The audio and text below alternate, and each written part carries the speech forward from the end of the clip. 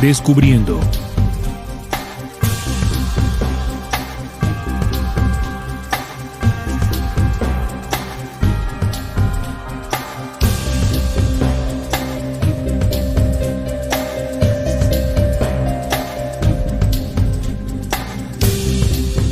Hola, muy buenas, estimados oyentes, bienvenidos a Descubriendo, con la certeza en la búsqueda de la verdad.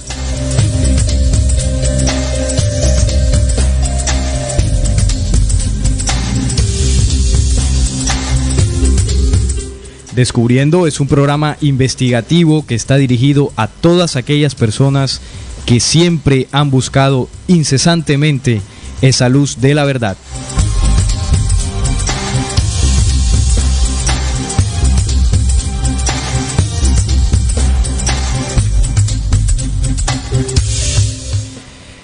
Como cada 8 días, acá en Descubriendo se tocan aquellos temas que hace mucho tiempo no quisieron que supiéramos.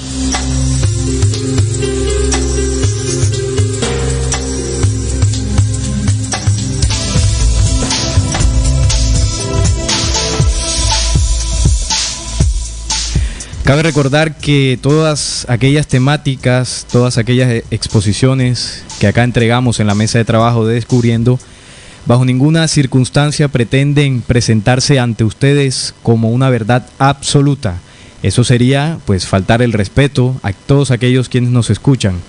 Más bien, con esto pretendemos incentivar, motivar ese impulso de la búsqueda, pues, que todos llevamos por dentro.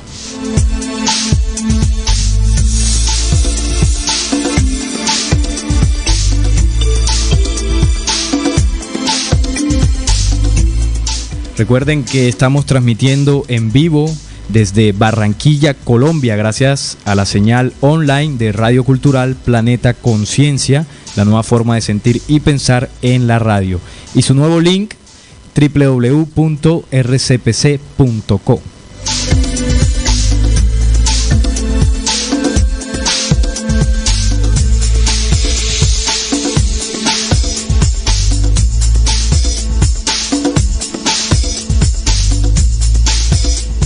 En esta ocasión los estaremos acompañando Juan Manuel Pombo y quien les habla, Salim Hasir. Sean todos ustedes, queridos oyentes, bienvenidos a este programa.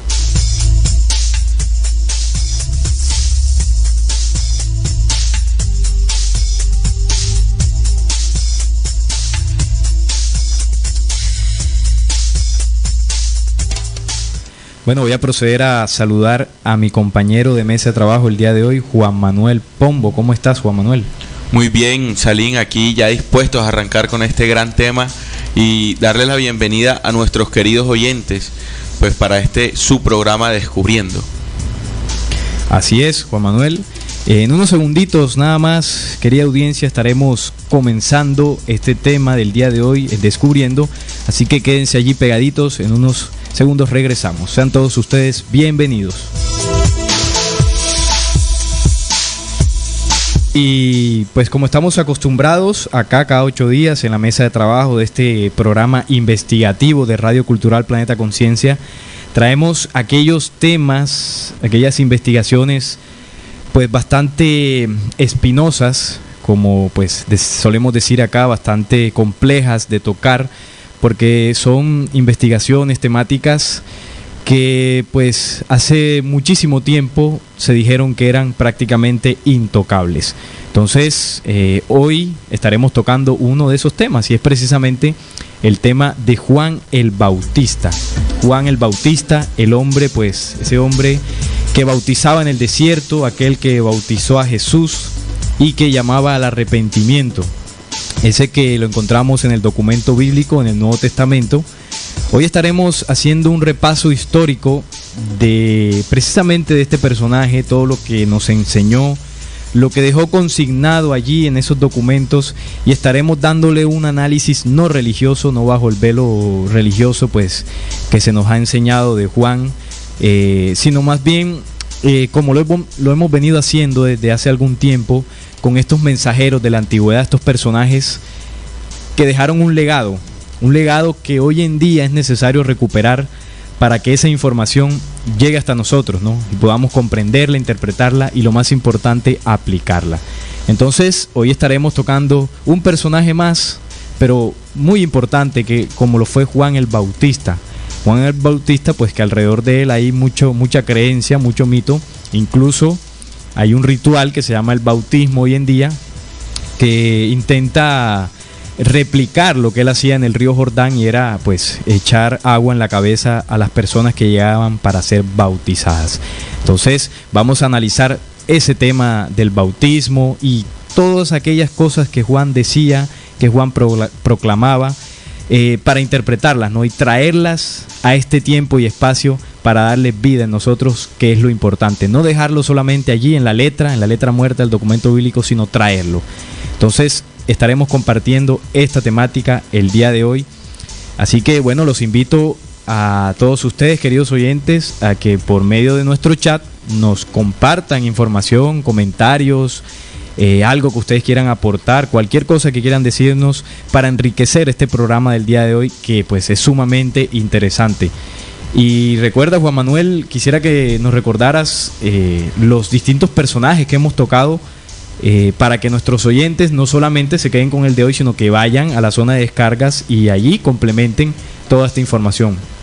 Bueno, todos los programas que nosotros hemos venido haciendo, recordemos que hemos venido haciendo una saga de los profetas mayores, de los antiguos profetas, en donde tocamos a Hermes, donde tocamos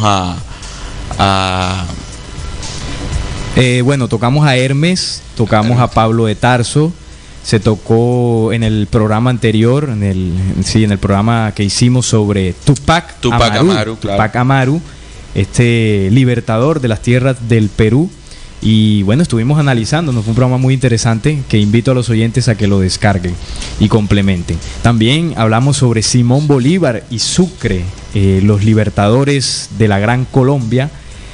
Simón Bolívar, el libertador, junto al mariscal Sucre. Estuvimos analizando todas las proclamas, todo el legado que estos hombres dejaron en ese momento, en los años 1800. Y también, también hemos hablado en muchas ocasiones de Jesús, el Cristo. Todo lo que él enseñó, hemos tocado varios aspectos de su vida, sus enseñanzas, sus parábolas. Bueno, hemos hecho un compendio de información sobre estos personajes. Que bueno, hablamos de Enoc también, recuerdo, un compendio que hemos hecho, estimados oyentes, precisamente para rescatar ese conocimiento, esa información que nos fue negada a todos nosotros por ciertos poderes que se fueron apoderando de esos conocimientos. Si no, recordemos, por ejemplo, Roma Vaticano, que pues hoy en día es, pues dicen ellos, ¿no?, dueña y señora del conocimiento de Jesús, de los apóstoles, incluso de Juan el Bautista, que es el que vamos a hablar hoy. Pero precisamente, Juan Manuel, eso es lo que hemos querido, ¿no?, compartir con nuestros oyentes y rescatar, quitarle de las garras de ciertos poderes estos conocimientos, para que hoy en día nos sirvan a nosotros como humanidad para el proceso de transformación. Entonces, vamos a comenzar hablando de Juan el Bautista. ¿Quién era Juan? ¿Qué nos enseñó? ¿Qué nos dejó para el día de hoy? Entonces quisiera, Juan Manuel, que nos compartieras a los oyentes que se encuentra en distintas fuentes cuando buscamos la biografía, la definición de quién era realmente Juan el Bautista. Bueno, cuando nosotros queremos indagar sobre este personaje Juan el Bautista, nos encontramos que él también llevaba un apodo, que era el precursor de Cristo. Fue nacido en el año V antes de Cristo y asesinado en el año 28 después de Cristo. Es venerado actualmente en la Iglesia Católica, en la Iglesia Ortodoxa Oriental, en las Iglesias Católicas Orientales, en las Iglesias Ortodoxas Orientales también, y en la religión, la fe Bahá'í del Islam. Entonces, Juan el Bautista, o simplemente el Bautista, o San Juan, fue un predicador judío, considerado como uno de sus profetas por 3 religiones, que son el cristianismo, el islam y la fe bahaí. Considerado Mesías en el mandeísmo, se hace especulado con que Juan el Bautista e incluso Jesús de Nazaret también tenían relación con el movimiento judío de los esenios, o incluso pertenecían a esta secta. Parece que Juan el Bautista y tal vez también Jesús y su familia fueron cercanos a esta comunidad. En cualquier caso, en los manuscritos del Qumran hay múltiples puntos de contacto con el mensaje cristiano. No puede descartarse que Juan el Bautista viviera un tiempo en esta comunidad y haya recibido en ella parte de su información religiosa. Entonces, lo que nosotros podemos encontrar de la bibliografía de Juan es una información de por sí un poco tergiversada, y nos vamos a dar cuenta en el transcurso de este programa el porqué de esa tergiversación. Pues él con Jesús han dejado un legado muy importante para que hoy en día nosotros lo hagamos vivo, pero por medio de ese velo religioso, o pues de esa mano de Roma Vaticano, que los ha endiosado y no ha permitido que el mensaje que ellos han dejado sea interpretado hoy en día, interpretado y aplicado, pues para, como lo dijo Daniel, el tiempo del fin. Claro.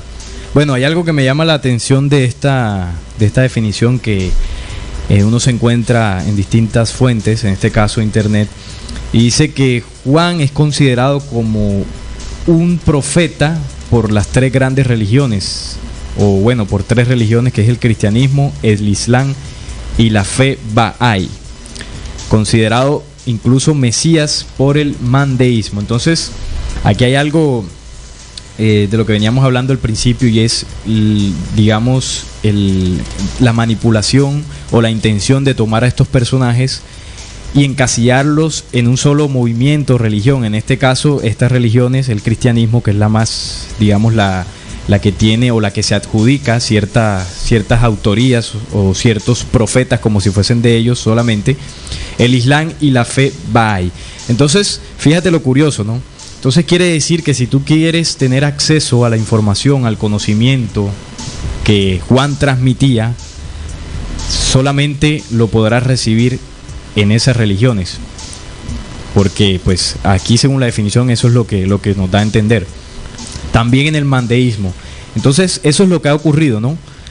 Muchos de nosotros hemos pensado desde muy niños, toda la humanidad, o gran parte de ella, de que ciertos personajes, llámese Jesús, llámese Enoc, llámese Daniel, llámese Elías, llámese Juan, estos personajes son estrictamente religiosos, y por lo tanto yo no puedo ir a leer de ellos en el documento bíblico específicamente, porque enseguida soy religioso o asisto a alguna religión. Ahí ha habido un bloqueo desde hace mucho tiempo para llegar a esa información. Y lo que intentamos hacer aquí, estimados oyentes, en estos programas que estamos realizando sobre estos personajes, es precisamente quitarles el velo religioso, el velo filosófico incluso, porque cuando hablamos de Hermes, hay una filosofía que se llama la hermenéutica, que se ha adjudicado los conocimientos de Hermes Trismegisto. No, Salim, y también con Tupac Amaru, con Simón Bolívar, estos personajes que muchos movimientos izquierdistas los han tomado para armar su revolución.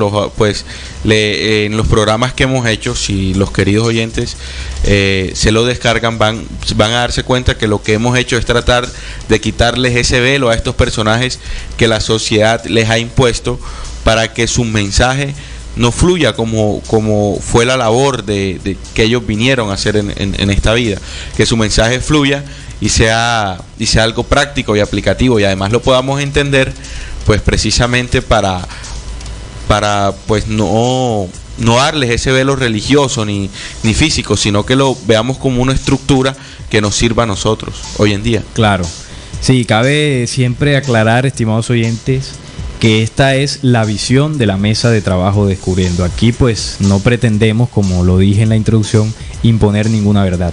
Muy respetuosamente traemos estas investigaciones para que usted, si lo desea, las escuche y compruebe, y de esa manera usted podrá pues tener su propia conclusión y no dirá pues me lo dijeron por aquí o por allá, sino yo mismo lo comprobé. Entonces, haciendo esas aclaraciones, como decía mi compañero, es la intención que hemos tenido con esta saga que hemos realizado ya hace algún tiempo. Entonces también se menciona algo en esa definición, y es la presunta relación de Juan el Bautista, incluso Jesús de Nazaret, con los esenios. Incluso hay muchas personas que dicen enfáticamente de que Jesús, Juan el Bautista y bueno, los que estuvieron alrededor de ellos eran esenios. Bueno, en ese punto nosotros precisamente realizamos un programa aquí sobre los esenios, estimados oyentes, y ahí entregamos la visión de la mesa de trabajo sobre ese tema, ¿no?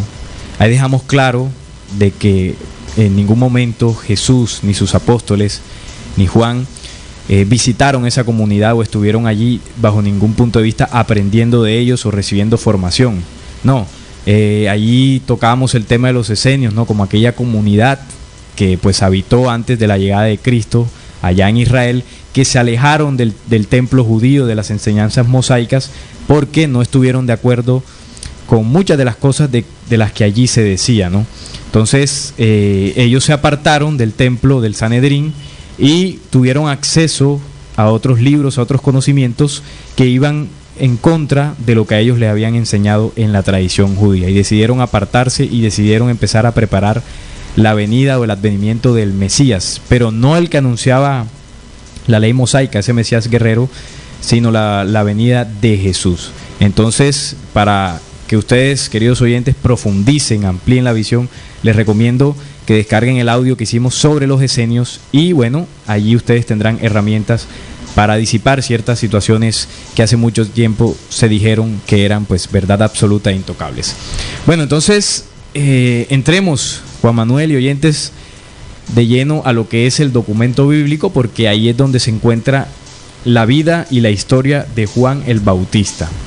Entonces, para comenzar a hablar de Juan, tenemos que empezar con su nacimiento, ¿no? Nacimiento de Juan, cómo fue esto, quiénes fueron sus padres, cómo sucedió todo aquello. Y la narración, pues, sobre este suceso está en el primer capítulo de Lucas, en Lucas 1, el Nuevo Testamento, entre los versículos 5 y 17.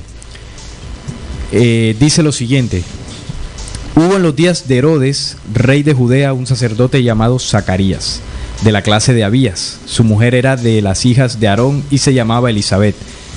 Ambos eran justos delante de Dios y andaban irreprensibles en todos los mandamientos y ordenanzas del Señor. Pero no tenían hijo, porque Elisabet era estéril y ambos eran ya de edad avanzada. Aconteció que, ejercitando Zacarías el sacerdocio delante de Dios, según el orden de su clase, conforme a la costumbre del sacerdocio, le tocó en suerte ofrecer el incienso, y entrando en el santuario del Señor, y toda la multitud del pueblo estaba fuera orando a la hora del incienso. Y se le apareció un ángel del Señor puesto en pie a la derecha del altar del incienso, y se turbó Zacarías al verle y le sobrecogió temor. Pero el ángel le dijo: Zacarías, no temas, porque tu oración ha sido escuchada, y tu mujer Elisabet te dará a luz un hijo y llamarás su nombre Juan. Aquí hasta el versículo 13 es la anunciación por parte del arcángel Gabriel, porque este es Gabriel, al padre de Juan, que Zacarías era sacerdote, y su madre Elisabet. Y tendrás gozo y alegría, y muchos se regocijarán de su nacimiento, porque será grande delante de Dios, no beberá vino ni sidra, y será lleno del Espíritu Santo aún desde el vientre de su madre. Irá y hará que muchos de los hijos de Israel se conviertan al Señor Dios de ellos, e irá delante de él con el espíritu y el poder de Elías. Importante este fragmento allí, porque lo vamos a tocar más adelante. Irá delante de él con el espíritu y el poder de Elías, para hacer volver los corazones de los padres a los hijos, y de los rebeldes a la prudencia, y de los justos para preparar al Señor un pueblo bien dispuesto. Entonces, Aquí en esta anunciación del nacimiento de Juan, bueno, los padres Zacarías y Elizabeth, el ángel Gabriel le anuncia a Zacarías que iba a tener un hijo, su esposa Elizabeth. Recordemos que Elizabeth era estéril, lo dice el versículo. En el momento que le anuncia pues Gabriel a Zacarías el nacimiento, pues él aquí, como lo dice, él le sobrecogió temor y le empieza a narrar las condiciones o las características que tendría Juan. Tendría gozo y alegría, y muchos se regocijarán de su nacimiento. Será grande delante de Dios e irá delante de él con el espíritu y el poder de Elías. Entonces aquí vemos, oyentes y Juan Manuel, la anunciación del nacimiento de Juan, que se dio 6 meses antes de la anunciación a María, cuando el arcángel Gabriel también se le presenta y le anuncia el nacimiento de Jesús.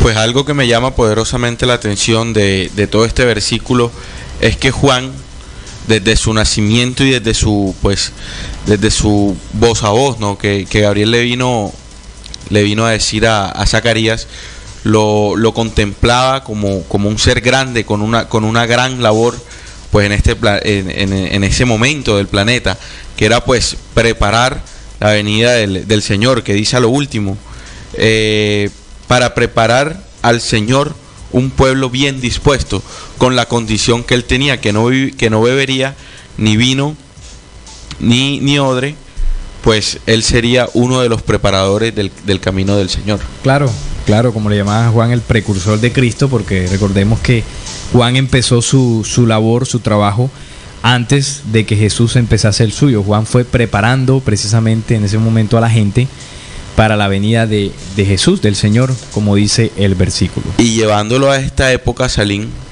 pues como hemos venido estudiando en varios programas de Descubriendo, la segunda venida de Jesús está cerca. Y para que haya una segunda venida de Jesús debe haber una preparación. Y esa preparación la trae Juan, como lo dice aquí el versículo de Lucas. Pero esto lo vamos a entender a medida en que vaya pasando el programa. Pero es importante llevar ese hecho histórico a este presente que nosotros estamos relatándoles. Así es. Bueno, ahí tocamos en Lucas 1, estimados oyentes, capítulo 1. Ahí en el capítulo 1 de Lucas se narra básicamente el nacimiento de Juan, la anunciación a su padre Zacarías. Bueno, precisamente Juan empieza su prédica tiempo antes de que Jesús empezara su labor. Y la narración de este hecho está en Lucas 3, capítulo 3 de Lucas. Entonces vamos a empezar, estimados oyentes, a narrar cuál era el mensaje de Jesús, de Juan, cuando empezaba a predicar en el desierto. Voy a acompañar esto también con unos audios que hemos traído de la película Jesús de Nazaret de Franco Sefirelli, donde se muestra también a Juan. Se muestra allí pues toda la fuerza que él tenía cuando hablaba, cuando pues anunciaba también el reino de los cielos y cómo llamaba al arrepentimiento. Entonces, en el capítulo 3 de Lucas, desde el versículo 1 al 18, voy a sacar fragmentos de este capítulo para empezar a conocer todo el tema de su mensaje. En el año 15 del imperio de Tiberio César, siendo gobernador de Judea Poncio Pilato y Herodes, tetrarca de Galilea, y su hermano Felipe, tetrarca de Iturea y de la provincia de Traconite, y Lisanias, tetrarca de Abilinia. Y siendo sumos sacerdotes Anás y Caifás, vino la palabra de Dios a Juan, hijo de Zacarías, en el desierto. Y él fue por toda la región contigua al Jordán, predicando el bautismo del arrepentimiento para el perdón de pecados. Aquí es donde empieza en sí la labor de Juan. Como está escrito en el libro de las palabras del profeta Isaías, que dice: voz del que clama en el desierto, preparad el camino del Señor, enderezad sus sendas, todo valle se rellenará y se bajará todo monte y collado, los caminos torcidos serán enderezados y los caminos ásperos allanados, y verá toda carne la salvación de Dios. Digamos que esta era el eje de la prédica de Juan, del mensaje de Juan, para pues quitarle ese término de prédica que se escucha como algo religioso, sí, claro. Y bueno, el mensaje de Juan, el eje, era este, ¿no? Ahí lo dice: voz que clama en el desierto, porque Juan tenía la particularidad de que él, el mensaje que entregaba lo hacía en el desierto. Allí en el desierto la gente se reunía y él empezaba pues a hablarles. Y su eje era llamar al arrepentimiento. El eje de su mensaje era llamar al arrepentimiento, enderezar las sendas o los caminos torcidos, como dice en Isaías, y dar frutos de arrepentimiento. Y él decía a las multitudes que salían para ser bautizados por él: oh generación de víboras, ¿quién os enseñó a huir de la ira venidera? Haced pues frutos dignos de arrepentimiento, y no comencéis a decir dentro de vosotros mismos: tenemos a Abraham por padre, porque os digo que Dios puede levantar hijos de Abraham aún de estas piedras.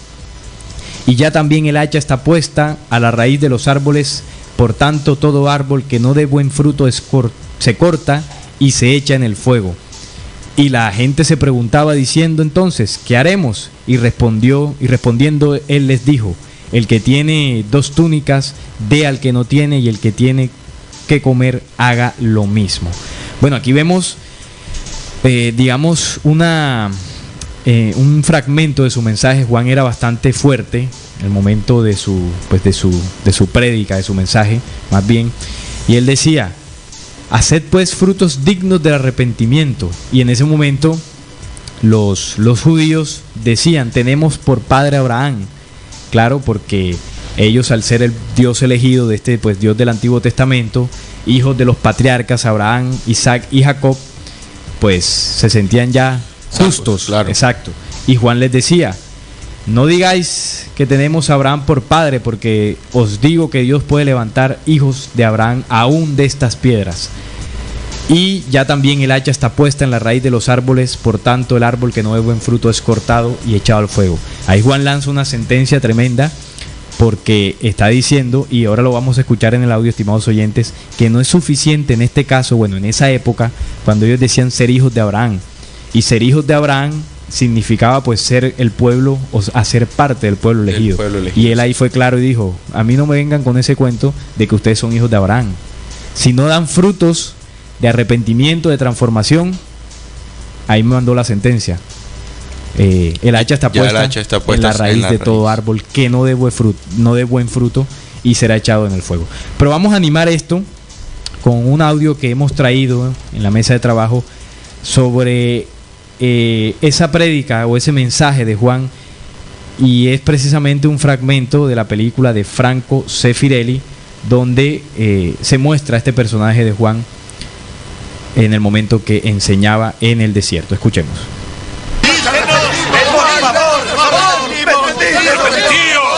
¡Arrepentíos!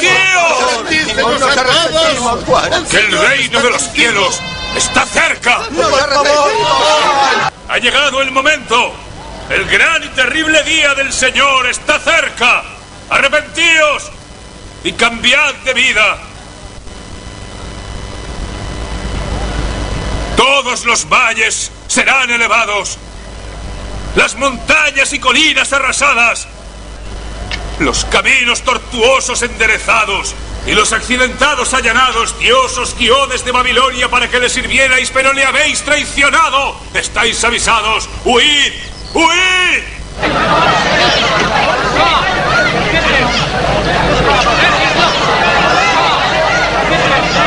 Yo soy el Señor que no cambia, dice el Eterno.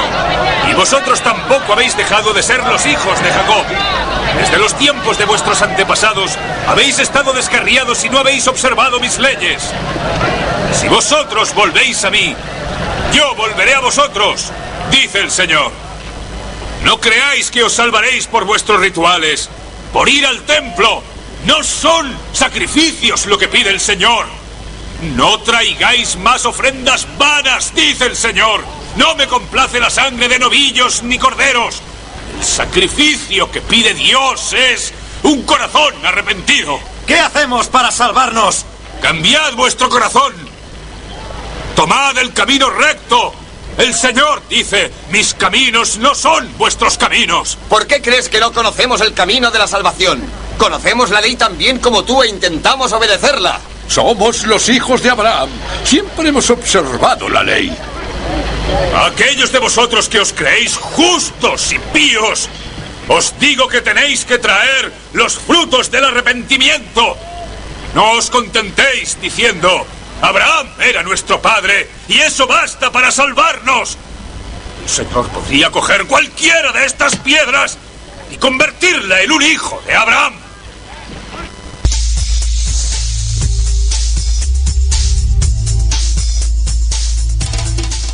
Bueno, estimados oyentes, ustedes lo escucharon, la particular forma que tenía Juan para entregar el mensaje, y era con bastante fortaleza, ¿no? Tenía una fortaleza ese hombre en ese momento que la película pues intenta graficar, pero yo diría que incluso era más impresionante en ese momento cuando Juan pues decía el mensaje y decía las palabras que el documento bíblico y en esta película se nos muestra, ¿no? Cómo Juan llamaba al arrepentimiento, un arrepentimiento sincero, y les decía, pues en esa época recordemos que se acostumbraba en el templo de Jerusalén a hacer sacrificios, se llevaban ganado, ovejas, y se sacrificaban para la expiación de los pecados. Y Juan es claro cuando dice allí: no penséis que con solo ir al templo y ofrecer sacrificios ya serás salvados. No son sacrificios lo que el Señor quiere. El único sacrificio que Dios demanda es un corazón arrepentido, y llamaba al arrepentimiento. Y en ese caso les estaba enseñando algo nuevo para aquellas personas en aquella época, pues porque estas personas estaban acostumbradas a que si pecaban ya pues iban a dar a la ofrenda o iban y llevaban un buey por sacrificio, pero Juan decía que esto no era suficiente. Lo que verdaderamente Dios requería era un corazón arrepentido y que enderezaran sus sendas. Claro, recordemos que pues en ese momento esas eran las enseñanzas del Sanedrín judío, basadas en las leyes de Moisés, que fueron dictadas a este profeta de Israel por Jehová, este Dios del Antiguo Testamento, pues que en nada tenía que ver con la prédica de Juan, ¿no? Que era totalmente contraria a lo que ellos le habían enseñado, y que posteriormente Jesús también pues en esa misma línea empezó a enseñar, y tuvo también pues muchos enfrentamientos con el pueblo de Israel, ¿no? Si usted está escuchando, estimado oyente, por primera vez esto sobre ese Dios del Antiguo Testamento de Israel, ese falso Dios, Jehová Yahvé, que pues enseñó el tema del sacrificio, los sacrificios de sangre, la venganza, el odio, las guerras, cómo promovía a su pueblo a matar otras naciones, a desalojarlas. Bueno, yo le invito a que pues en este programa hemos hecho varios temas, varios especiales sobre esa temática, ¿no? El falso Dios del Antiguo Testamento. Usted puede ir a nuestra zona de descargas y obtener esa información para que complemente y comprenda pues todo esto que estamos mencionando el día de hoy. Bueno, y otro aspecto que particularizaba Juan era el tema de la denuncia. Juan tenía una particularidad, y era que con el tema de la denuncia, pues a lo que estaba mal, a lo que no estaba por la senda del bien, como él llamaba, ¿no? A corregir las sendas, él lo denunciaba abiertamente y de frente. En Lucas 3 hay una mención de eso, ¿no? Entonces, en Lucas 3:19, del 19 al 20. Entonces Herodes el tetrarca, siendo reprendido por Juan a causa de Herodías, mujer de Felipe su hermano, y de todas las maldades que Herodes había hecho, sobre todas ellas añadió además esta: encerró a Juan en la cárcel. Esto se amplía, ¿no? Lo vamos a ampliar en un versículo pues más adelante, el tema de cómo Herodes toma preso a Juan por mandato de su esposa, ¿no? Porque precisamente Juan era duro en la denuncia que hacía de Herodes, porque Herodes pues salía con la mujer de su esposo. Entonces era bastante directo, y eso pues obviamente generó todo un revuelo, sobre todo para Herodes. Pues y no solo Juan era tajante con Herodes, sino también con toda la gente que lo escuchaba. Pues en ese momento el tema de la religiosidad estaba muy arraigado, y era pues lo único que en ese entonces se conocía. Pero Juan venía con otro pensamiento, con otra sabiduría y con otros mecanismos para que aquella gente pues accionara en base a cambios verdaderos y no a cambios pasajeros, como la ley de Jehová Yahvé manda aún hoy en día. Claro, bueno, voy a colocar el audio, estimados oyentes, de la denuncia que hacía Juan, esta denuncia bastante fuerte en contra de Herodes, que era en ese momento, digamos, que el rey que gobernaba esa zona, y Juan era bastante directo. Así que vamos a escucharlo. Esto es otro fragmento de la película Jesús de Nazaret, de Franco Sefirelli, donde se nos grafica muy bien estas escenas y estos momentos. El pueblo de Galilea creía que había visto lo peor de la iniquidad, cuando su tierra estaba gobernada por Herodes el Sanguinario. Pero ahora su hijo y heredero, Herodes Antipas, el nuevo príncipe de Galilea, se esfuerza por superar los crímenes de su padre, porque sigue su lujuria y viola la fe en Dios. Se atreve a desafiar la ley de Moisés, contrayendo matrimonio impío con la esposa de su hermano. Si lo permitimos, todos sufriremos por sus pecados. ¡Herodes! ¡Herodes! Las tablas de la ley hablan muy claro. Podrás casarte con la mujer de tu hermano cuando tu hermano esté muerto, pero no mientras viva. Esa mujer, Herodías, es la esposa de tu hermano Filipo, y tu hermano vive. Es tetrarca en Iturea. Está escrito: he visto tus adulterios y tus abominaciones, así que arrepiéntete. ¿No quieres quedar limpio? Devuelve esa mujer a tu hermano. ¡Aflígete! ¿Cómo puedes permitir que continúe calumniando? No. Decidimos ser clementes el día de nuestra boda. No me da miedo tu poder en la tierra, Herodes Antipas. Porque si yo no te aviso, te aseguro que morirás en pecado. Y el Señor me pedirá que responda por tu vida.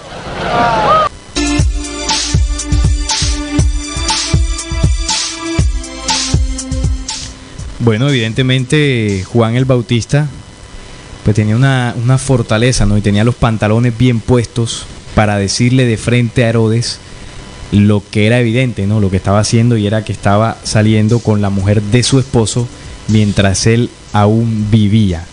Entonces resulta bastante interesante la forma en que él lo hacía, ¿no? Y fíjate, me llama la atención que Juan ahí denuncia el proceso de lujuria de Herodes en ese momento. Así que es importante reflexionar esto, porque así como Juan en ese momento denunció a Herodes por el tema de la lujuria, ¿no? Por el tema de la infidelidad de la esposa del hijo, del hermano de él. Así pues también eso que sucedió allá, como decía mi compañero, cobra vida hoy en día, ¿no? Si precisamente queremos rescatar el mensaje de Juan y traerlo y hacerlo vivo. Y precisamente eso empezaremos a hacer, porque esa es la idea de este programa, tomar esos símbolos. Empezaremos a tocar los símbolos. Hemos hablado ya del nacimiento de Juan, hemos hablado de la prédica, o el mensaje más bien, y estamos hablando también de la forma en que Juan denunciaba, una forma bastante fuerte, bastante frentera. Y algo que me llama la atención también de ese pedazo es cuando le dice: Herodes, no me da miedo tu poder en la tierra. O sea, quiere decir que Juan no, digamos que no se atemorizaba o no dependía de que Herodes fuese rey o no, pues para decirle las cosas, ¿no? Juan la tenía clara y esa era su labor y tenía que hacerlo. Sí, él estaba dispuesto a asumir cualquier consecuencia pues que la denuncia le trajera, pero la condición que trajo Juan fue verdaderamente tajante en preparar el camino de Jesús, y eso se logró a través de ese carácter tan fuerte, pero a la vez con esos mecanismos tan vivos, que incluso hoy en día nos van a servir muchísimo. Claro. Ahora, respetando esto, las interpretaciones que nosotros les hagamos, no quiere decir que sea así totalmente, ¿no? A ustedes les queda como parte averiguar e interpretar su propio. Nosotros aquí estamos haciendo como una guía y un simple parangón. Claro que sí, así es. Bueno, yo voy a invitar a los oyentes a que escuchemos un audio, hagamos una melodía, hagamos una pausa musical, y cuando regresemos vamos a tomar eso que Juan hizo en esa época, hace ya más de 2000 años, y lo vamos a traer vivo a este tiempo y espacio, precisamente para sacar ese mensaje que Juan nos quiso decir y cómo hoy en día nosotros lo comprendemos y lo más importante, nos lo aplicamos. Entonces vamos a escuchar este audio, estimados oyentes, esta melodía, y regresamos en un par de minutos para continuar con esta temática muy interesante del día de hoy. Ya regresamos.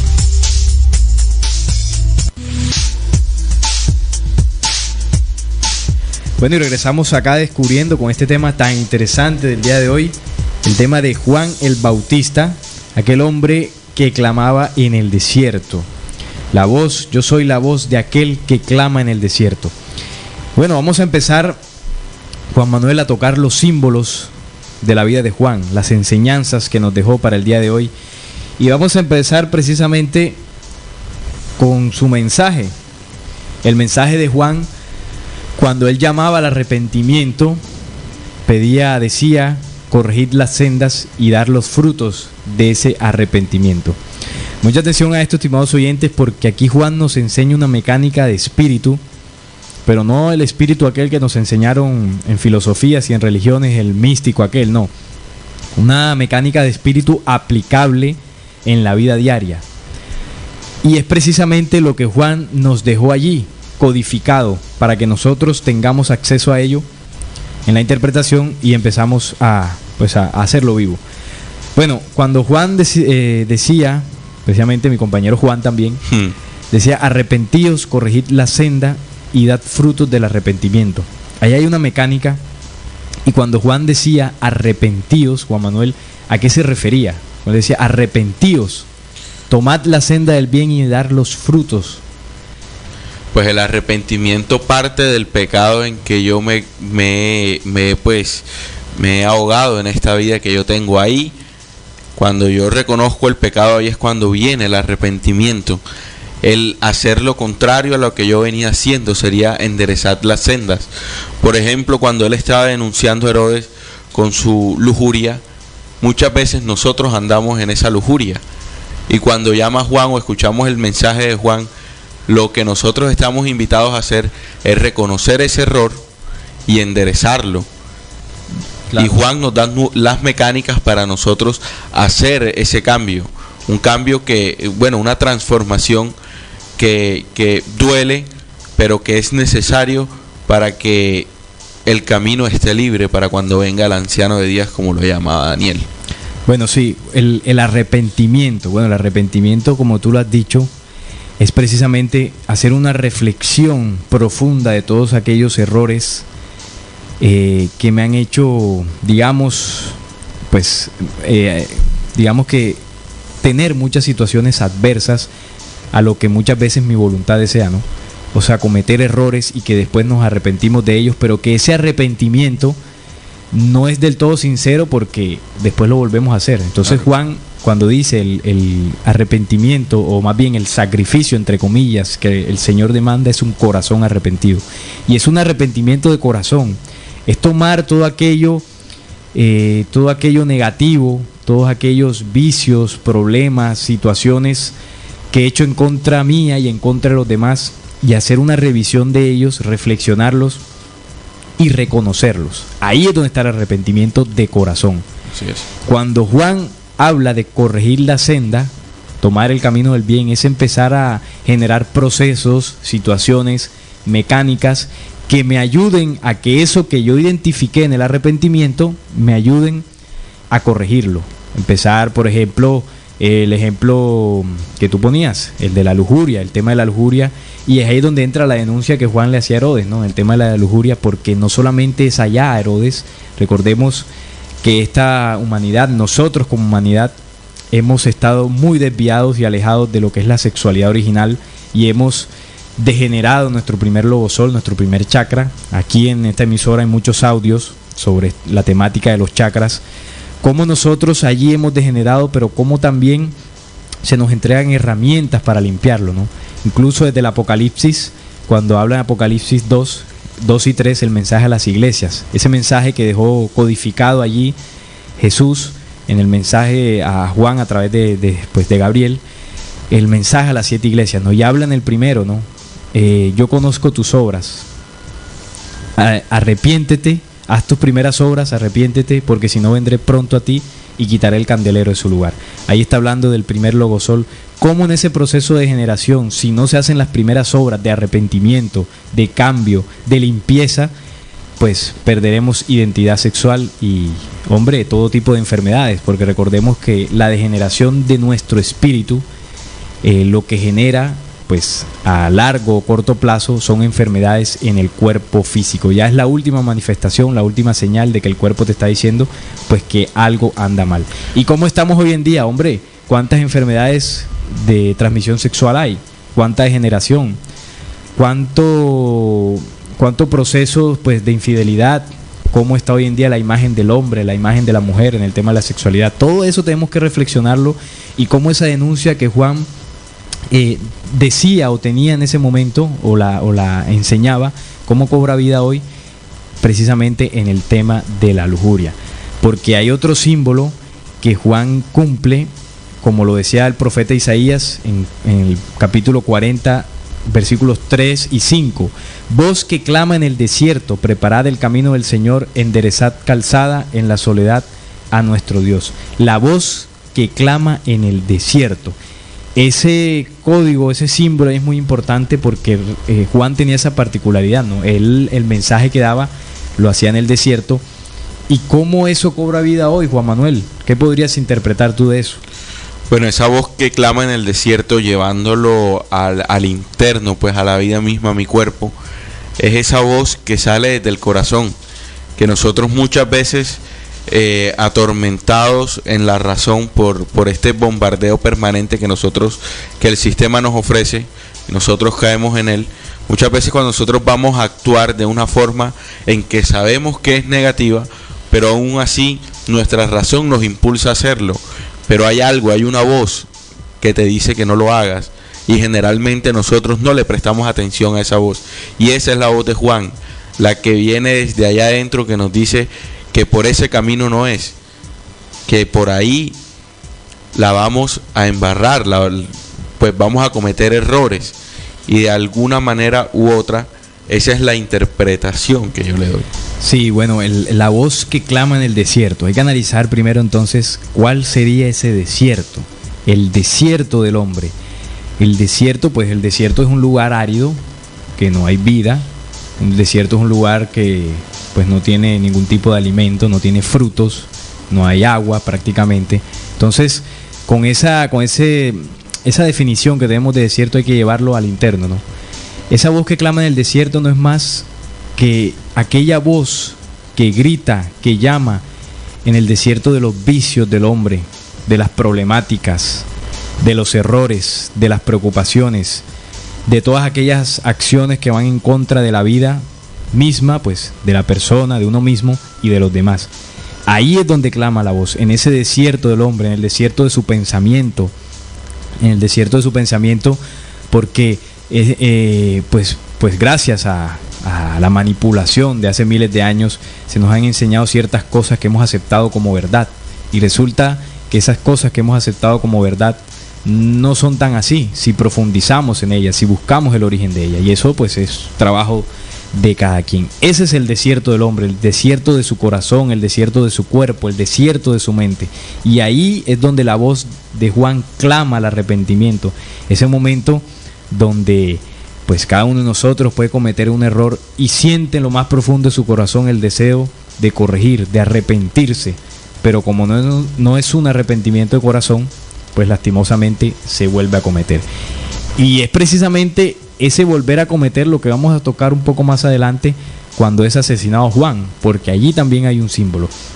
Entonces ese sería el desierto, ¿no? Recuerden, según la interpretación que le estamos dando acá en esta mesa de trabajo, la visión de Descubriendo, no queremos decir que esto sea así, que nosotros aquí pues seamos los que tenemos esa verdad absoluta, no, simplemente estamos tomando los símbolos, las enseñanzas de, en este caso, Juan el Bautista, y trayéndolas para acá, porque estoy seguro que en ningún momento la intención de Juan era dejar ese conocimiento, esa enseñanza plasmada en unas letras, en un libro, no, era para que nosotros entendiéramos ese trabajo interior, porque el símbolo de Juan es el trabajo interior, porque cuando hablamos de arrepentimiento, de corregir la senda, de dar frutos, estamos hablando que tenemos que hacer un trabajo interno de purificación, un trabajo interno de corrección de errores, de equivocaciones. Entonces, Juan representa en el hombre el trabajo interior.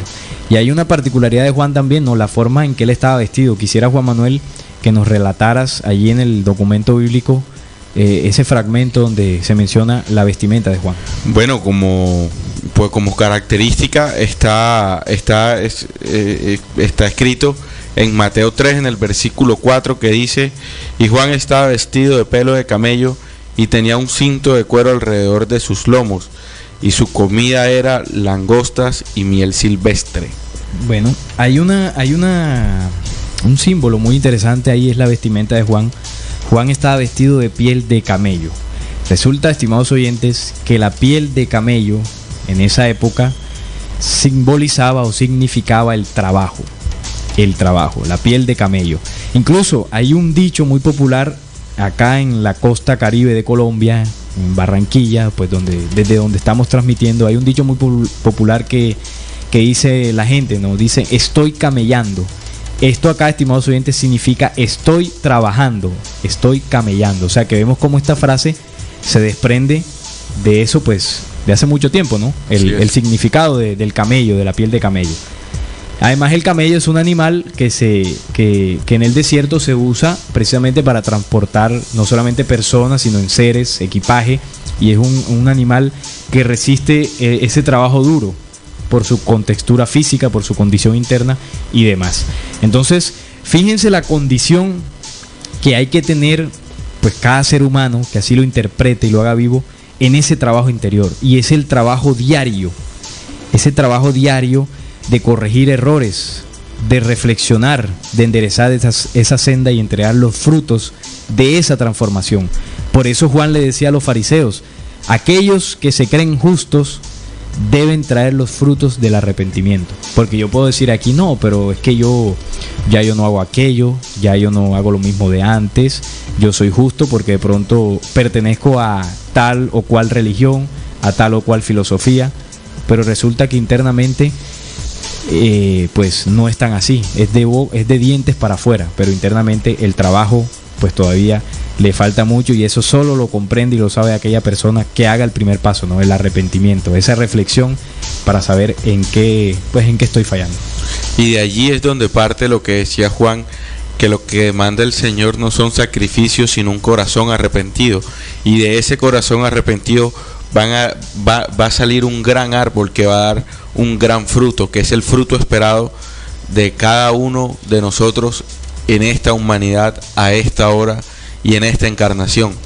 Claro, hay una condición que tenía Juan, y era la fortaleza, el temperamento de ese hombre en el momento de entregar su mensaje, en el momento de hacer la denuncia, y era precisamente esa condición la que tenemos que interpretar. ¿Cómo debe ser nuestro trabajo interior? ¿Será que debe ser débil? A veces sí, a veces no. ¿Será que hoy sí trabajo en mi interno y mañana no? ¿Un mes sí y un mes no? No. La condición que tenía Juan nos enseña cómo debe ser el trabajo interior, permanente. Recuerden la piel de camello, el trabajo. Y ese trabajo tiene que ser fuerte, con fortaleza, no desmayar, no decaer.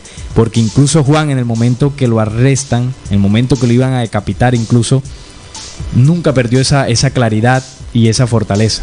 Seguía diciéndole a Herodes pues ciertas verdades en la cara, ¿no? Porque es una condición también, y es que esa voz de Juan interna, pues, que cada ser humano tiene, te dice claramente en dónde estás fallando, pero no te juzga, ¿no? Simplemente te dice: mira, estás fallando aquí, porque cada persona pues así lo sabe. Ahora quisiera tocar otro símbolo, y es el proceso de la muerte de Juan, porque allí también hay varios símbolos. Recordemos pues cómo sucedió esto. Esto está narrado en Marcos 6, del versículo 14, bueno, hasta el 28 está toda la narración, pero voy a sacar algunos extractos. Dice lo siguiente: oyó el rey Herodes la fama de Jesús, porque su nombre se había hecho notorio, y dijo: Juan el Bautista resucitado de los muertos, y por eso actúan en él estos poderes. Otros decían, es Elías, y otros decían, es un profeta o alguno de los profetas. Al oír esto, Herodes dijo, este es Juan, el que yo decapité, que ha resucitado a los muertos, porque el mismo Herodes había enviado y aprendido a Juan y le había encadenado en la cárcel por causa de Herodías, mujer de Felipe, su hermano, pues la había tomado por mujer, porque Juan decía a Herodes, no te es lícito tener a la mujer de tu hermano. Pero Herodías le acechaba y deseaba matarle y no podía, porque Herodes temía a Juan, sabiendo que era un varón justo y santo, y le guardaba a salvo. Y oyéndole se quedaba muy perplejo, porque le escuchaba de buena gana. Pero venido un día oportuno en que Herodes, en la fiesta de su cumpleaños, daba una cena a sus príncipes y tribunos y los príncipes de Galilea, entrando la hija de Herodías, danzó y agradó a Herodes y a los que estaban con él a la mesa. Y el rey dijo a la muchacha, pídeme lo que quieras y yo te lo daré. Herodes, por supuesto, se vio seducido por la belleza de la hija de Herodías, esta es Salomé, y bueno, cayó redondito, tanto así que le dijo, pídeme lo que quieras y yo te lo daré. Y le juró, todo lo que me pidas te daré hasta la mitad de mi reino. Saliendo ella dijo a su madre, ¿qué diré? Ella le dijo, la cabeza de Juan el Bautista. Herodías pues aprovechó esta situación de que Herodes pues estaba allí embelesado con su hija, con la hija de Herodías, y le dijo, bueno, pídele la cabeza de Juan. Entonces ella entró prontamente al rey y le pidió diciendo, quiero ahora mismo que me des en un plato la cabeza de Juan el Bautista. El rey se estremeció mucho, pero a causa del juramento y de los que estaban con él a la mesa, no quiso desecharla. Y enseguida el rey, enviando a uno de los guardias, mandó que fuese traída la cabeza de Juan. Y el guarda fue, decapitó en la cárcel y trajo su cabeza en un plato y se la dio a la muchacha, y la muchacha la dio a su madre. Esto está en Marcos 6, estimados oyentes, para que usted vaya y lo compruebe, en documento bíblico. Aquí se narra cómo paso a paso sucedió la decapitación de Juan, la muerte de Juan, y aquí hay varios símbolos, ¿no? Uno de ellos que me llama la atención es cuando Herodes, en su cumpleaños, en la fiesta de su cumpleaños, la hija de Herodías, de la mujer pues con la cual estaba cometiendo el adulterio, que Juan lo denunciaba de frente, empieza a bailarle ese famoso baile de los 7 velos a Herodes, el baile de los 7 velos, y en ese momento Herodes cae redondito y pues le cede cualquier petición a Salomé, y ella le pide la cabeza de Juan, que posteriormente Herodes da la orden y se la traen en un plato.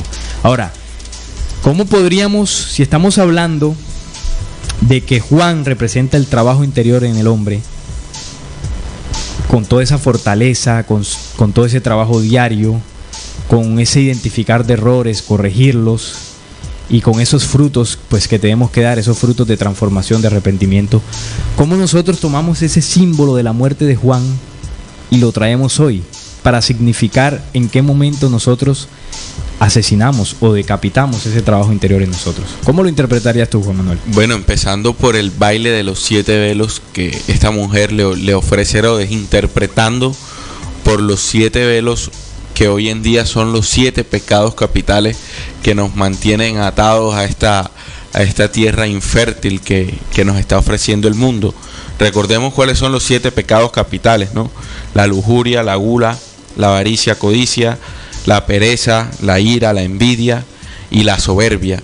Son todos estos pecados que nos mantienen pues eliminando o matando en nuestro ser ese trabajo que debería ser permanente, porque le gastamos nosotros el tiempo pues siendo lujuriosos, siendo iracundos o soberbios, y no le invertimos el tiempo a lo que de verdad estamos llamados a hacer, que es el trabajo interior de cada uno de nosotros. Claro que sí. Bueno, fíjate que el versículo, el capítulo comienza diciendo cómo Herodes apresó a Juan por causa de Herodías, ¿no? Ahí podemos interpretar cómo nosotros entregamos ese trabajo interior, en este caso por la lujuria, en este caso específico, ¿no? La lujuria pues representada en ese momento por Herodías, la mujer del hermano de Herodes. ¿Cómo entregamos, cómo encerramos a ese trabajo interior en el símbolo Juan el Bautista por la lujuria y lo decapitamos por el baile de los 7 velos, que como lo dijo mi compañero en su interpretación, los 7 pecados capitales que nos ofrece el mundo y que atacan a los 7 chakras, ese cúmulo de memorias que conforman nuestro espíritu, nuestras vivencias. Como por esos 7 pecados capitales y ese baile de Salomé, ese baile de los 7 velos, le cortamos la cabeza a Juan, o le cortamos la cabeza a nuestro trabajo interior. Cedemos ante ese baile de los 7 velos, y toda aquella persona que esté realizando un trabajo interno de transformación por aquellas situaciones, aquellos procesos que no ha podido corregir, entrega ese trabajo interior, lo decapita, porque recordemos lo que decía Juan, ¿no? El arrepentimiento sincero. Cuando eso sucede, aún no hay arrepentimiento sincero y de corazón. Y me llama la atención que Herodías y Salomé le piden la cabeza de Juan en un plato. En un plato, recordemos, un plato es redondo. Allí es donde se decapita o se pone, después de la decapitación, la cabeza de Juan, y es entregada a la muchacha y a su madre, a Salomé y a Herodías. ¿Cómo podríamos entonces interpretar ese plato donde constantemente nosotros hemos puesto, por causa de ciertos errores, la cabeza de nuestro trabajo interior, o la cabeza de Juan? A cada día, a cada momento. Y no solamente a cada día, a cada momento de esta vida. Podríamos hablar de las encarnaciones que hemos venido recorriendo, porque el símbolo de Juan, el símbolo del bautismo de Juan, que es el tema que pues quisiera tocar ya para ir cerrando esta temática, recordemos que él bautizaba en agua, y el agua representa las encarnaciones. Esas encarnaciones donde el hombre se ha venido preparando, forjando, pero que en ese preparar y en ese accionar, en todas sus vivencias, ha cortado la cabeza de Juan a cada momento y ha cedido ante el baile de los 7 velos. Recordemos que Juan bautizaba en agua, y hoy en día ese proceso o ese símbolo que Juan enseñó en ese momento se ha tomado hoy en día como un ritual por parte de la Iglesia Católica. Un ritual, pues, que cada niño que nace tiene que pagar un dinero, ir a la iglesia, pues, y se hace el proceso del bautizo donde se le echa agua. Juan no quiso enseñar eso, esa no era la intención del bautismo. Juan estaba preparando a unos hombres en las encarnaciones para que a su debido tiempo dieran el fruto que él estaba pidiendo. Entonces hay que darle el significado exacto y preciso de la intención que tenía Juan con el tema del bautizo. Era una preparación en las encarnaciones de los hombres, las aguas de las encarnaciones. Entonces, cuando estamos hablando del plato donde es depositada la cabeza de Juan, que es redondo, podríamos hablar de esa rueda del Sansara que hablan las corrientes orientales, la rueda del Sansara, donde el hombre ha ido en círculos, en ese círculo, vida tras vida, encarnación tras encarnación, y no ha podido salir. Eso, según nuestra interpretación, según nuestra visión, es donde el hombre ha depositado la cabeza de Juan a lo largo de sus encarnaciones, que es el símbolo del plato redondo, en un círculo vicioso donde no ha podido salir, o donde no, pues también hay que decirlo, ¿no? Hemos estado influenciados para no salir. Esa interpretación que tú le das con la rueda del Sansara, yo la veo gráficamente cuando ustedes, señores oyentes, ven en una jaula un hámster. Generalmente el hámster tiene una ruedita donde se monta y corre y no avanza. En esa rueda, pues vemos cómo gráficamente a nosotros nos mantienen ahí, ¿no? Con estos 7 pecados capitales que durante todas nuestras encarnaciones y durante toda nuestra vida y diariamente nos las viven ofreciendo. Ahora, Juan demandaba el trabajo interior, pues, para preparar el camino de Jesús. Ya nosotros en programas hemos dado sobreaviso de que esa segunda venida está cerca, el tiempo del fin, las guerras, las supuestas alianzas por la paz. Recordemos hace poquito el partido que hubo allá en Roma, Vaticano, pues para pedir paz y para que todas las religiones se unificaran y pidieran paz a una sola voz. Recordemos todo esto y recordemos las señales que nos dio Jesús para nuestra segunda venida y vemos cómo se está cumpliendo. Entonces eso, enlazado con lo que nosotros estamos llevando en este programa, pues son mecánicas de de aplicación para que estemos dispuestos y disponibles para esa segunda venida que próxima está. Fíjate, acá en el chat John B nos dice algo muy interesante. Le entregan la cabeza en una bandeja de plata al mismo pecho de la religión. Bueno, es interesante esto que dices, John B, porque hemos tocado el tema de la imagen de Nabucodonosor, donde pues que Daniel interpretó, y donde los pechos, la cabeza de oro, pechos de plata, vientres de bronce, piernas de hierro y pies de hierro y barro cocido. Y precisamente en el símbolo nosotros, en la interpretación, pues exponemos que la parte donde están los pechos, donde está el corazón, que siempre ha estado relacionado con el espíritu, y que son poderes que Daniel dijo que se levantarían en el tiempo del fin, entonces lo podemos enlazar con la religión, y es precisamente lo que dice John B, me parece pues también una interpretación válida de nuestros oyentes, y es esa bandeja de plata, ¿sí?, donde se pone la cabeza de Juan, y donde estos poderes religiosos han intentado han intentado robarse el mensaje, o lo han hecho, porque no lo han intentado, realmente lo han hecho, y es por eso que realizamos estas investigaciones, para rescatar ese mensaje. Entonces, interesante el tema del plato, ¿no? Porque ha sido a lo largo de nuestras encarnaciones, en nuestro accionar, que ese trabajo interior lo hemos decapitado y lo hemos entregado en esa bandeja cada vez pues que caemos ante el baile de los 7 velos que en el símbolo representaba Salomé, que le hizo a Herodes. Bueno, estimados oyentes, estamos llegando ya al final de este interesante tema, el tema de Juan el Bautista. Recordemos pues lo que decía ahora nuestro compañero Juan Manuel. En ese momento Juan pues empezó su trabajo poco antes de la llegada de Jesús.